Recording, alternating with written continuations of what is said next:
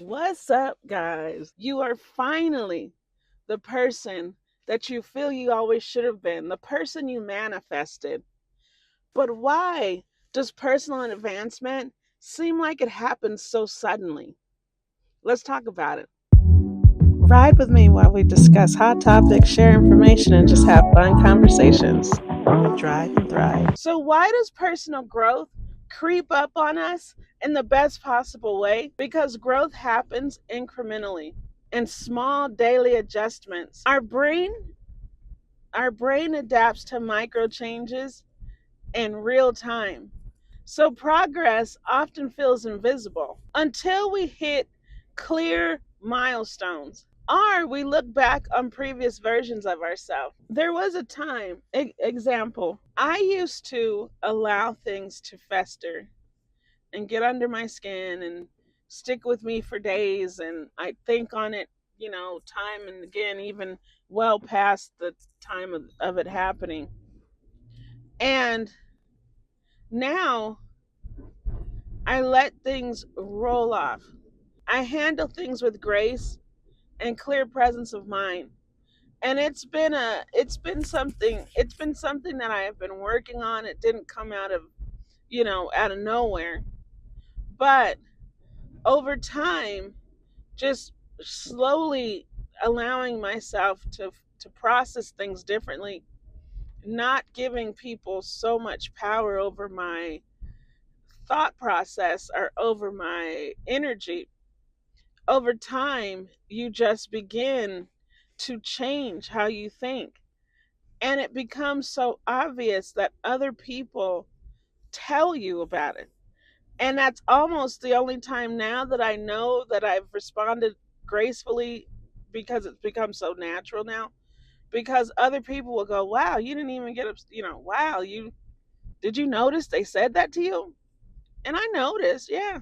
But that's them. Yeah, I can't you can't go through life beating yourself up or letting other people beat you up. And so that is one of the milestones in my life that has changed to the point that other people notice that it's changed in me. I am inherently a people pleaser. I enjoy to bring other people joy. And in some cases, that allowed people to take advantage of the situation. And I had to learn to, you can keep yourself, you can be yourself, and you can like to make people happy. And that brings me joy. So I don't want that part of me to go away. But you also have to understand and recognize when it's being taken advantage of. And that's not okay. And I have allowed myself to see and recognize and release people in my life that have been taking advantage. And now, as I create new relationships, I set these boundaries.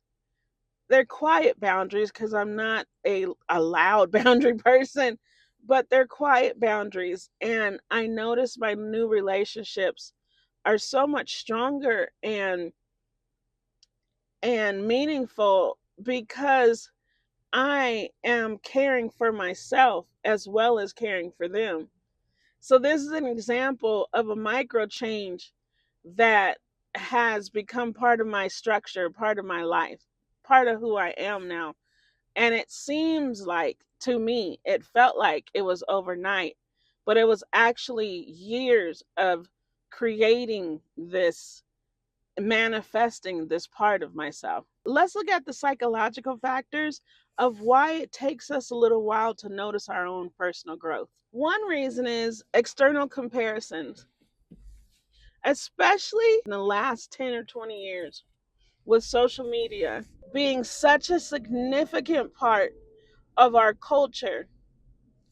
We tend, sorry about the lighting, guys, we tend to compare our our chapters of our lives with someone else's. This distracts our own personal timeline. I think I've said this before. We cannot go through life. Well, I'll even say this, I'll say it differently.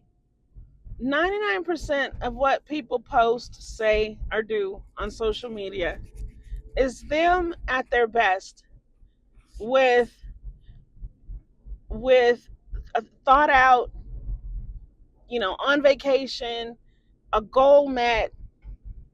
Very few people, and I love the people who do this. The few who do this, I love them. Very few people wake up in the morning, no makeup, no nothing, and just get on camera. Very few people do that. And so when we see what we see on social media, we,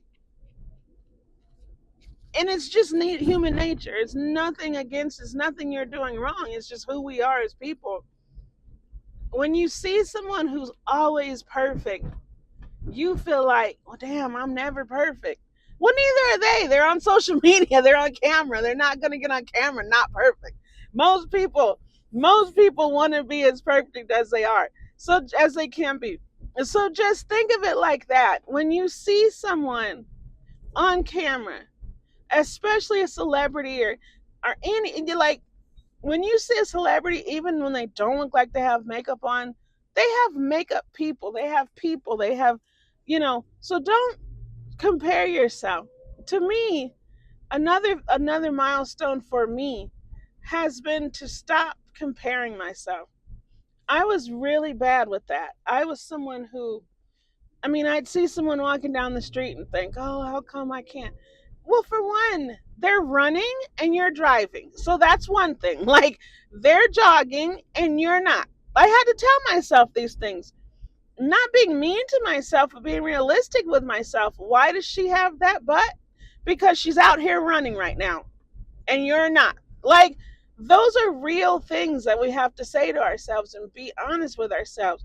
If you're going to compare yourself, compare it honestly. If you're going to say, how come that person has this? Ask yourself, what are you doing to get that? So, the comparison thing is a big thing in social media. It's a big thing in our lives. But we also have to stop and say, what am I doing to get there? To get that, to get that body? What are you doing to get that? That's the honest question. So rather than comparing yourself, I would say compare yourself to yourself. Compare yourself to your future goals if we must compare ourselves with something. Compare yourself to the person you want to be and ask the right now person, what am I doing to be that person? But comparing yourself to someone else when you don't know what's behind the scenes of that person doesn't really make a lot of sense when you think about it. Another thing is lagging identity. It takes time for self image to catch up with our actual behaviors. You may logically achieve a new milestone, but your brain holds on to the familiar. It may be holding on to the older narrative of who you were, and that just takes time. The brain likes familiarity because it keeps us safe. Your body's whole function is to keep you safe and alive. That's it. That's it. So vanity and all those things, those are more conscious things. So the subconscious brain that keeps us alive, it likes familiarity because we've lived as many years as we've made it to. And so the brain is like, let's just keep doing that. That works. And so it lags and it doesn't necessarily like change because change could put you in danger because you have to remember the brain thinks almost primal. The survival brain almost thinks in a primal way. So all it sees is you've been doing this every day for 10 years and we're alive. So when you change it, the primal brain says, shit, we might die from this. This could kill us. And it fights it. But your conscious brain knows this is what I need. I need to make these changes for me. I need this. So all you have to do is stay consistent and continue to make those changes, and then they will become routine, and the primal brain will start to catch up with the conscious brain. That was a very simple way to put it, but I hope that makes sense. Another thing is negative bias. We as humans are hardwired to focus on flaws, setbacks, and mistakes. These overshadow incremental positive steps. So growth happens too gradually to flag on a day-to-day basis. This is called the adaptation principle. So how can we make ourselves more aware of our changes? One simple way is journaling. I know, I mention this often, but it works. Journaling has so many positive benefits. Writing down your thoughts and experiences helps you put a tangible paper trail of your daily habits and mindset changes. It also helps you be accountable to the days that you don't do what you expected to do. And they happen. Those days happen. There's days where we just don't feel like it, right? But journal that as well, because this gives you a tally and it keeps you accountable to yourself. A lot of times we can lose sight of our goals because we have no tracking mechanism within ourselves. We just have to trust ourselves, which is fine. But journaling changes, and when, times when you don't want to do the thing, that also lets you know. Tracking that helps you see, like, what changed in my life that week that made me not want to do this thing. And sometimes it's people. Certain people can come in your life and they disrupt you to the point where you don't make change, you don't do the goals, you don't stick to things that you wanted to do. Sometimes it's a happy thing. You had family come through and you just went off with your family and had a great week. It doesn't mean that it's negative. It's just good to log what changed so you can know how to fix it or not fix it. Just be aware of it. Reflective goal setting. Review your past goals to shift your focus from merely achieving to observing who you've become. That's what I'm saying about the journaling. That's reflective goal setting. So you set the goal in February, and in August you go back and read up until August, and see the goals and see how you've either stuck to the goal and it's advanced, or maybe you had a setback and it didn't advance, and then where was that setback? So if you keep track of these things in journal, you can pinpoint, because again, your brain doesn't keep track of everything daily. But if you journal, you can go back, read from February to August, and somewhere in between, if you didn't reach that goal that you set for August, somewhere in between, you're going to see where that event happened that stopped you in your tracks to not continue to your goal. And that's why journaling is it's cheap, it's easy, and it's free. It just takes your time and a pen and paper or a phone or computer, however you like to do it. I like writing. But the beauty part of journaling is it gives you these pinpointed times that you can go back in time and read your way forward and go, oh, I didn't notice that happened in April. I didn't realize that. I didn't realize in April that event happened, and that's what threw me off. So now you know, okay, in the future, I won't let this kind of event stop me. And that's what's so beautiful about journaling and keeping track, because it is your day to day eyes and ears for your future self to come back and find out what you did amazing and what you can work on.